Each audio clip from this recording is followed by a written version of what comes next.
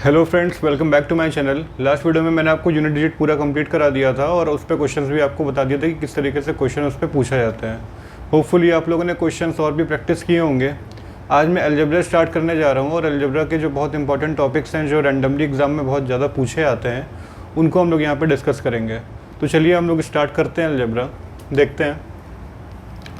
देखिए, स्टार्ट करने से पहले मैं आपको बताता हूँ पहले रेशनल और इरेशनल नंबर के बारे में कि कौन से नंबर हमारे रेशनल होते हैं और कौन से नंबर हमारे इरेशनल होते हैं। देखिए, सारी बातों को मैं अलजेब्रा से अभी कनेक्ट करूंगा। क्वेश्चन किस तरीके से पूछते हैं वो मैं बताऊंगा। पहले हम लोग देखते हैं कि रेशनल और इरेशनल नंबर क्या होते हैं। देखिए, रेशनल नंबर वो होते हैं जो p/q के फॉर्म में लिखे जा सकते हैं, जहाँ पर q की वैल्यू 0 नहीं हो सकती और p और q हमारे इंटीजर्स होते हैं। इंटीजर्स क्या होते हैं? इंटीजर्स का मतलब है कि आप अपने आप में कोई कंप्लीट वैल्यू होती है, उसे हम इंटीजर्स कहते हैं। तो ये हमारे रेशनल नंबर होते हैं, जैसे कि लिखा है 2/3, 5/3, -1 -1 को हम लिख सकते हैं -1/1। तो ये भी p/q के फॉर्म में लिखा हुआ है, तो ये भी हमारा इंटीजर हो जाएगा। अब बात करते हैं इरेशनल नंबर के बारे में। इरेशनल नंबर का मतलब है जो p/q के फॉर्म में नहीं लिखे जा सकते हैं। जैसे कि जो हमारे अंडर रूट के अंदर अगर हमारा कोई प्राइम नंबर होता है तो वो इरेशनल होता है। जैसे कि आपने बचपन में 9th-10th में पढ़ा होगा कि √2, √3, √5, √7 हमारे इरेशनल नंबर्स में आते हैं। उसी तरीके से अगर लिखा है 2 + √2 तो ये भी हमारा इरेशनल नंबर होगा। 2√2 + √3 ये भी हमारा इरेशनल नंबर होगा। क्यों? क्योंकि ये इरेशनल के कॉम्बिनेशन से नंबर फॉर्म हो रहा है। और आपने डेसिमल एक्सपेंशन आपको पता होगा कि जो नॉन टर्मिनेटिंग नॉन रिपीटिंग होते हैं वो भी हमारे इरेशनल में आते हैं। उन सब चीज़ों के बारे में बात अभी नहीं करेंगे। अभी देखते हैं कि क्वेश्चन यहाँ पर किस तरीके से पूछा जाता है। इसको आप लोग नोट कर लीजिए, फिर मैं बताता हूँ कैसे क्वेश्चन पूछते हैं। देखिए, यहाँ पर हेडिंग पड़ी हुई है square root of a irrational number. तो क्वेश्चन यहाँ पर किस तरीके से पूछता है वो हम लोग देखते हैं कि इरेशनल नंबर का अगर हमें स्क्वायर रूट निकालना होता है तो हम किस तरीके से निकालते हैं, कम समय में हम कैसे निकाल सकते हैं। यहाँ पर जो जनरल क्वेश्चन पूछता है वो इस फॉर्म में पूछता है, √a + 2√b। इस फॉर्म में यहाँ पे क्वेश्चन पूछता है और हमें इस क्वेश्चन को सॉल्व करना है कि इसकी यहाँ पर वैल्यू क्या आएगी। जैसे मैं एक क्वेश्चन लिख देता हूँ यहाँ पे, 5 + 2√6। मान लीजिए ये क्वेश्चन है, हमें इसे सॉल्व करना है। अभी मैं आपको पूरा मेथड्स दिखाता हूँ कि किस तरीके से निकालते हैं, उसके बाद हम इसको शॉर्ट तरीके से कैसे करते हैं वो भी हम लोग देख लेंगे। देखिए, ये लिखा हुआ है 5 + 2√6। यहाँ पर हम इस √6 को ब्रेक कर सकते हैं 2 × √3 × √2 में। कोई फ़र्क नहीं पड़ेगा, √2 × √3 करेंगे तो √6 हमें मिलेगा। तो √6 को हम इस तरीके से ब्रेक कर सकते हैं।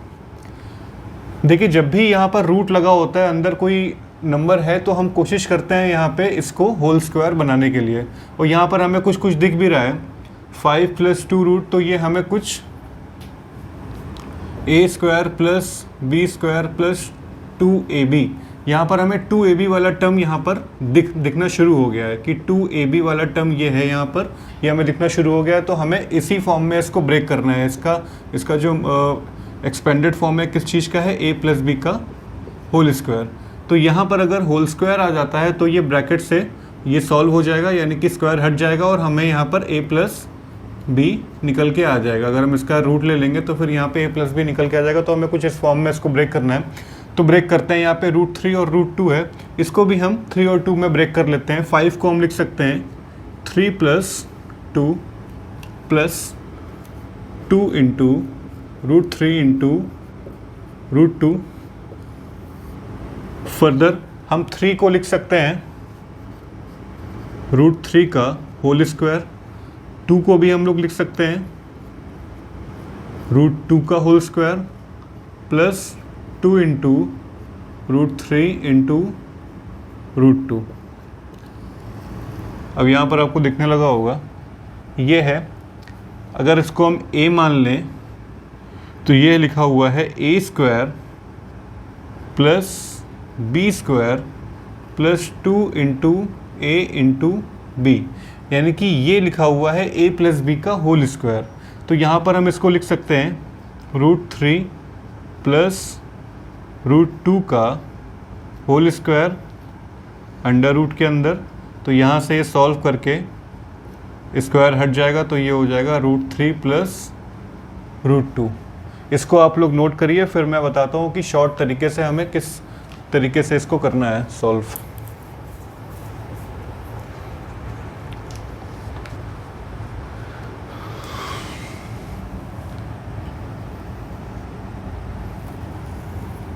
यहाँ पर देखिए क्वेश्चन क्या लिखा हुआ था, 5 प्लस 2√6, 5 प्लस 2√6, इसका अंडर रूट हमें सॉल्व करना है। तो देखिए जब हमने यहाँ पर ये पूरा सोल्यूशन किया तो हमने देखा कि ये जो नंबर हमने यहाँ पे ब्रेक किया है ये डिपेंड कर रहा है कि यहाँ पर क्या नंबर आने वाला है। यानी कि इस नंबर को जब हम ब्रेक करेंगे तो हमें ऐसे दो नंबर्स में ब्रेक करना है जिनको मल्टीप्लाई करने पे हमें ये वाला नंबर मिले यानी कि b मिले, और ऐड करने पे हमें a मिले। यानी कि b को हमें दो नंबर्स n1 और n2 मान लेते हैं। ऐसे दो फैक्टर्स में इसको तोड़ना है कि n1 प्लस n2 करने पे हमें a मिल जाए और n1 इंटू n2 करने पे हमको b मिल जाए। इस चीज़ का हमें ध्यान रखना है, ऐसे दो फैक्टर्स में इसको ब्रेक करना है हमें। तो देखिए 6 को हम ब्रेक कर सकते हैं 3 और 2 में। 3 इंटू 2 करेंगे 6 आएगा, और 3 प्लस 2 करेंगे तो 5 आएगा। तो हमें करना कुछ नहीं है, बस यहाँ पे 3 प्लस 2 और दोनों के साथ अंडर रूट लगा देना। फिर से मैं बताता हूँ, हमें इस वाले नंबर को जो 2 के साथ अंडर रूट में नंबर लिखा हुआ है, हमें इस नंबर को ऐसे दो नंबर्स में ब्रेक करना है जिनको मल्टीप्लाई करने पे हमें ये मिल जाए और उनको ऐड करने पे हमें ये a वाला टर्म हमें मिल जाए। तो हम यहाँ पे 6 को ब्रेक कर सकते हैं 6 के मल्टीपल्स में, यानी कि 3 इंटू 2 करेंगे 6 मिलेगा। 3 और 2 में ब्रेक कर सकते हैं, 3 इंटू 2 करेंगे तो 6 मिलेगा, 3 प्लस 2 करेंगे तो 5 मिलेगा। हमें इस चीज़ का ध्यान रखना है। हमें फिर क्या करना है कि दोनों को अंडर रूट के साथ इसके बीच में जो भी साइन है उस साइन के साथ यहाँ पे अंडर रूट लगा के एज इट इज़ लिख देना है, वो हमारा आंसर हो जाएगा। तो इस तरीके से हम ऐसे क्वेश्चंस को विद इन सेकेंड्स सॉल्व कर सकते हैं। हमें इतना बड़ा मेथड यूज़ करने की ज़रूरत नहीं है, लेकिन आपको पता होना चाहिए कि यहाँ पर किस तरीके से हम निकाल रहे हैं, इसलिए मैंने इसको सॉल्व करके भी आपको दिखा दिया है। आप इसको नोट कर लीजिए, फिर आगे बढ़ता हूँ मैं अगले क्वेश्चन के साथ।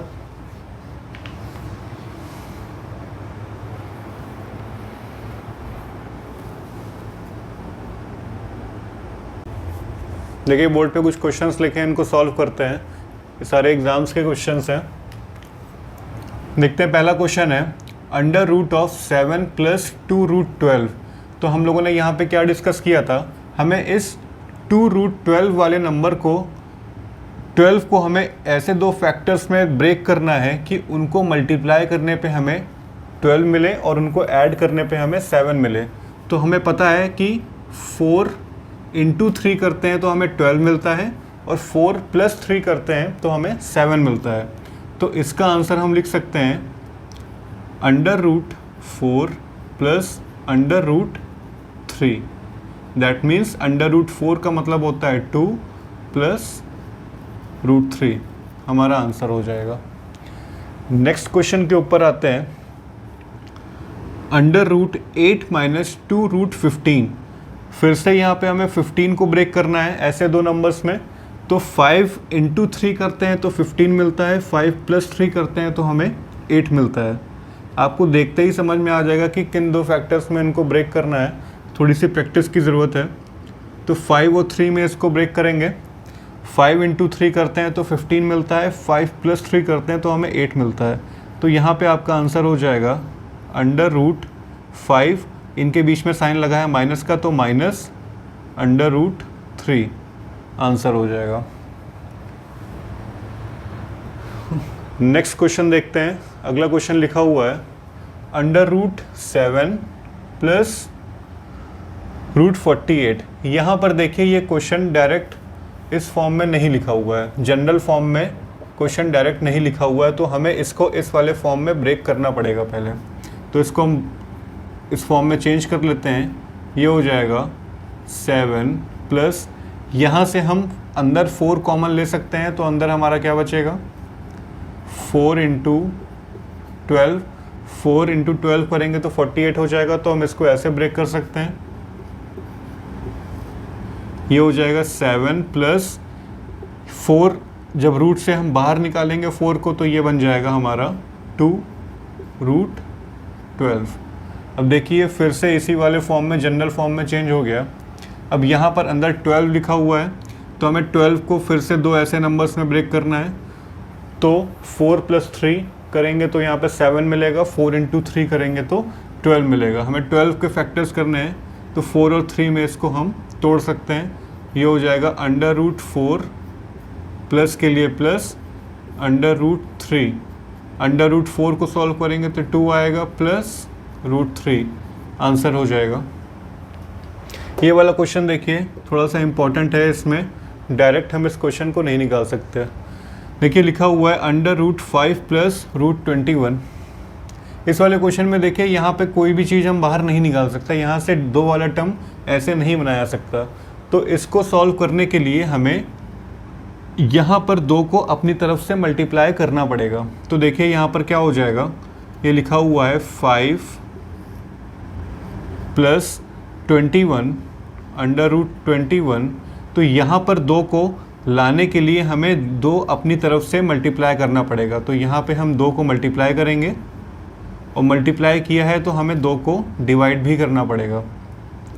अब इसको ओपन कर लेते हैं, तो देखते हैं ये क्या बन जाता है। ये हो गया 2 × 5 करेंगे तो यहाँ पे मिल जाएगा हमें 10 प्लस 2√21/2। अब देखिए ये फिर से पुराने वाले फॉर्म में चेंज हो गया, तो ये हो जाएगा, यहाँ से हम 2 को बाहर निकाल सकते हैं, तो ये हो जाएगा 1/√2। ये अंदर बच गया हमारा √10 प्लस 2√21। फिर से ये पुराने वाले फॉर्म में चेंज हो गया। अब यहाँ पर इसको हम ब्रेक कर सकते हैं। 21 के 2 ऐसे फैक्टर्स करने हैं जिनको मल्टीप्लाई करने पे 21 मिले और ऐड करने पे 10 मिले। मल्टीप्लाई करने पे 21 तो मिलेगा ही, क्योंकि ये इसके ही फैक्टर्स हैं। देखिए यहाँ पर 7 और 3 में हम इसको ब्रेक कर सकते हैं, तो ये हो जाएगा √7 प्लस के लिए प्लस √3 डिवाइडेड बाय √2। ये हमारा आंसर हो जाएगा। तो इस तरह के क्वेश्चंस बहुत पूछता है आजकल MTS में, CSAT में और अलग अलग एग्ज़ाम्स में इस तरह के क्वेश्चंस पूछे जाते हैं। नोट कर लीजिए।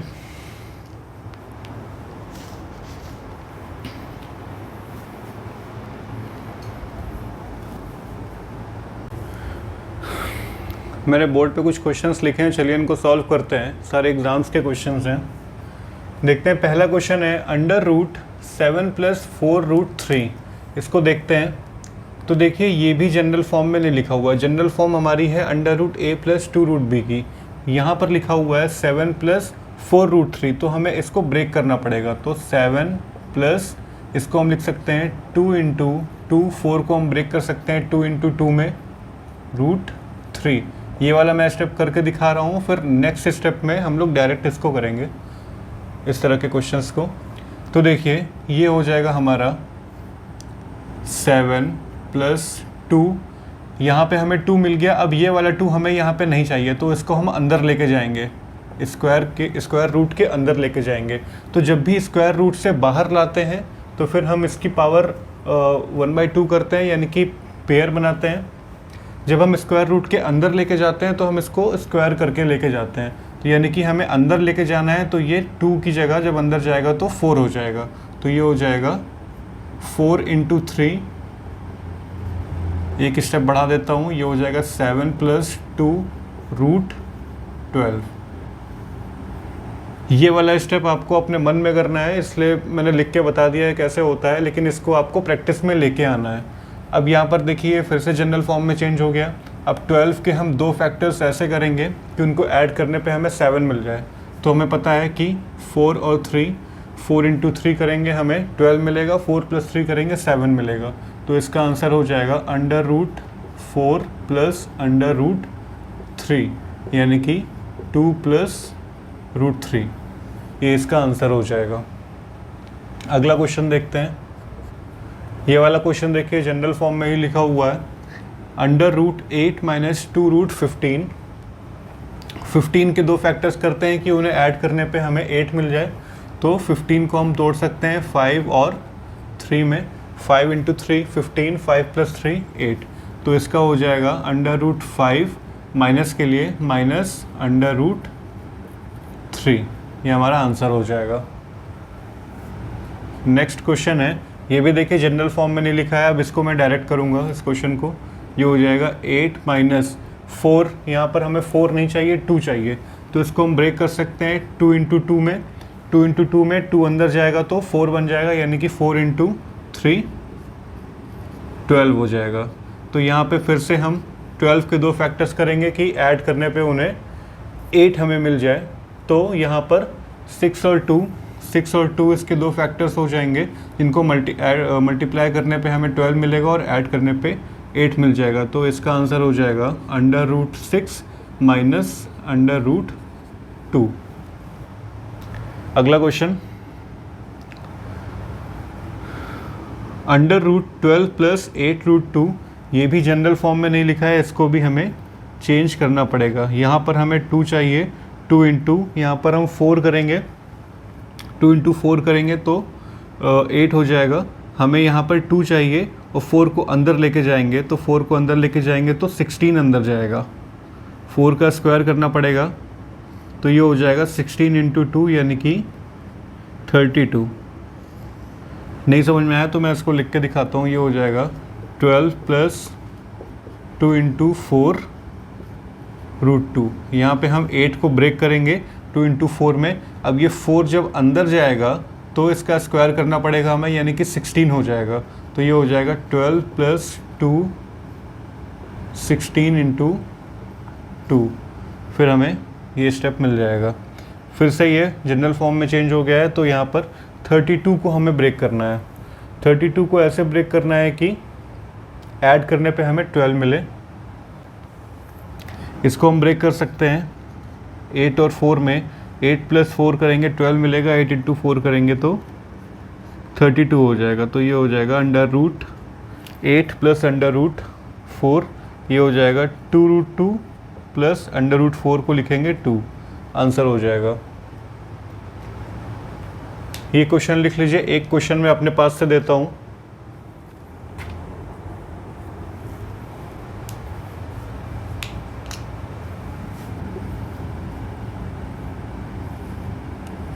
क्वेश्चन है, if x is equals to 5 plus 2√6 then √x plus 1/√x is equals to what. Question है यहाँ पर कि अगर x की वैल्यू 5 प्लस 2√6 है तो √x प्लस 1/√x की वैल्यू यहाँ पे क्या हो जाएगी। तो देखते हैं इस वाले क्वेश्चन को। यहाँ पे x हमें दिया हुआ है 5 प्लस 2√6, तो √x की वैल्यू हमें निकालनी है। √x हमारा हो जाएगा, देखिए उसी फॉर्म में चेंज हो गया। 6 को हम ब्रेक करेंगे दो फैक्टर्स में, जिनको ऐड करने पे 5 है, तो 3 और 2 में। तो इसका हो जाएगा √3 प्लस √2। अब देखिए यहाँ पे बात कर रहा है 1/√x की। √x तो हमने निकाल लिया है, अब हमें 1/√x निकालना है। 1/√x क्या हो जाएगा 1/√3 प्लस √2। देखिए कभी भी डिनोमिनेटर में अगर कोई इर्रेशनल नंबर आता है, तो हमें उसको रेशनलाइज करना पड़ता है। रेशनलाइज करने के लिए हमें कॉन्जुगेट से ऊपर नीचे मल्टीप्लाई करना पड़ेगा। यानी कि इसको रेशनलाइज करने के लिए हमें इसके कॉन्जुगेट से, कॉन्जुगेट का मतलब होता है कि इनके बीच में जो साइन है उसका अपोजिट साइन हमें लगा देना है। तो ये हो जाएगा √3 माइनस √2 डिवाइडेड बाय √3 माइनस √2। इसको मैं यहाँ ऊपर लिख देता हूँ आगे।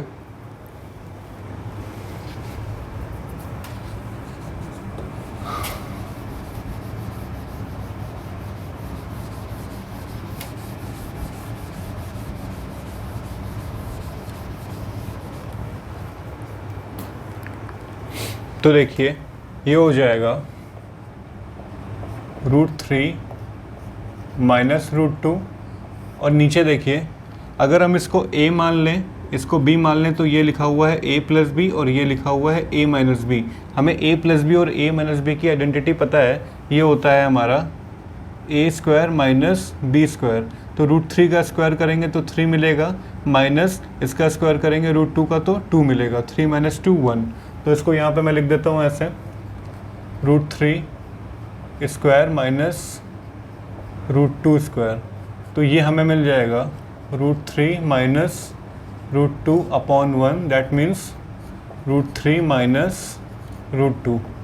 अब हमें वैल्यू निकालनी है √x प्लस 1 अपॉन √x की। तो सॉल्व कर लेते हैं। √x की वैल्यू यहाँ पर आई है √3 प्लस √2 प्लस 1 अपॉन √x की वैल्यू आई है √3 माइनस √2, √3 माइनस √2।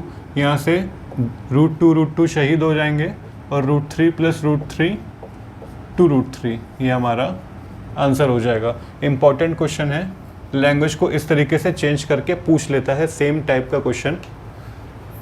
यहाँ पर देखिए हम लोगों को अभी तक तो हम लोगों ने इस टाइप का क्वेश्चन देख लिया कि ऐसे पूछ लेगा, लेकिन कभी कभी लैंग्वेज को इस फॉर्म में भी चेंज कर देता है कि x की वैल्यू आपको दे देगा, उसके बाद इस फॉर्म में इसको पूछ लेगा। तो ये चीज़ आपको मालूम होनी चाहिए कि किस तरीके से सॉल्व होना है क्वेश्चन। बहुत इंपॉर्टेंट क्वेश्चन है, इसको आप लोग नोट कर लीजिए। मैं इस तरह के वीडियोस और लेके आऊँगा। अभी अलजेब्रा के ऊपर मैं और वीडियोस बनाऊँगा। अभी मैंने स्टार्ट भी नहीं किया अलजेब्रा, तो अभी मैं अलजेब्रा में किस तरह के क्वेश्चंस पूछते हैं, कैसे कैसे क्वेश्चंस आते हैं, कैसे हम उनको कम समय में कर सकते हैं, अभी मैं सब बताऊँगा। तो अगर आपको ऐसे और वीडियोज़ देखने हैं तो प्लीज़ चैनल को सब्सक्राइब कीजिए। अगर वीडियो आपको पसंद आया है तो इस वीडियो को लाइक कीजिए और अपने फ्रेंड्स के साथ शेयर कीजिए, और प्लीज़ चैनल को सपोर्ट कीजिए। Thank you friends.